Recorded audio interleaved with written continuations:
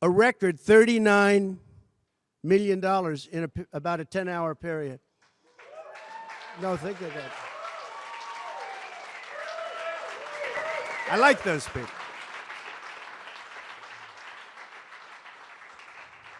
Because so far, I guess it's backfiring. Now, I don't know. I'd rather not have it happen. I don't want to have it backfiring. I want to win this thing legitimately, not because they were stupid and did things that they shouldn't be doing. They shouldn't have brought this case. They were saying it this morning. This is a case that should not have been brought. I watched Andy McCarthy say this is a case that should not have been brought. And that was this morning. But they all say that. Every legal scholar has said it. And these are great people. They really understand the law. The other thing, a poll just came out. The first poll, I don't know, maybe others will be bad. But a poll just came out a little while ago. The Daily Mail. Does anybody read the Daily Mail? It's very good. They have a good poll. At least I like it today. And the Daily Mail just came out with a poll, and it has Trump up 6 points in the last 12 hours. 6 points. 6 points since this happened. Thought this could happen. That's former President Trump again blasting his felony convictions, simply calling this trial unfair in his own words. We do have a reporter on scene at the Trump Tower. We'll get the latest from him, but we will talk about that this is, again, the first former U.S. president to be convicted of a crime. A jury found him guilty on all 34 charges. Prosecutors say he falsified business records to hide hush money payments. Just now, you just heard he referred to those hush money payments as non-disclosure agreements as it relates to Stormy Daniels from voters ahead of the 2016 election. For the latest on the Trump conviction, just head to our website, newsday.com.